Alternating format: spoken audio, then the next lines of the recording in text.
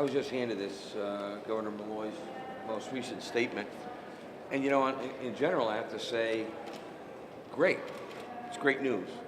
Great news from the point of view that I represent a caucus who for years has been saying you got to pay your pension obligations. Back in 2009, it was the governor's party who pushed through a budget that deferred $100 million in pension contributions in year one, $100 million in year two. This governor also allowed our largest city of Bridgeport, to defer their pension obligations to the tune of $10 million in the last budget. I think, though, that the governor's announcement raises some questions, a couple that come to my mind. First of all, one of his actions is that in order to achieve what he hopes to achieve, he's going to eliminate the CBAC 4 and 5 provisions. Now, that raises a question in my mind, and first of all, and I guess he tried to answer this, I thought that was a negotiated settlement.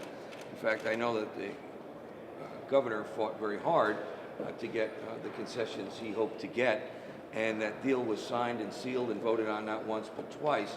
So I'm wondering how all of a sudden we could eliminate two provisions of a CBAC agreement that was just renewed. I don't quite understand that. And if that's the case, are there other agreements or provisions in CBAC that can also be revisited, especially when we're talking about the kind of fiscal bad news that we've been getting lately? Second of all, the governor's plan calls for a payment of $125 million. Now, this is coming on the heels of his letter to us on Friday, wherein he says that if you take the gap money out of the equation, we're about $75 million in the hole if you report according to GAAP. And if you don't, we have about $1 million.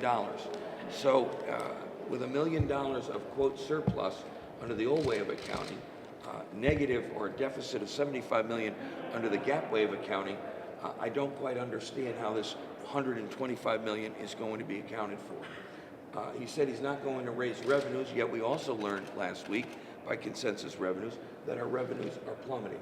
So the principle is fantastic.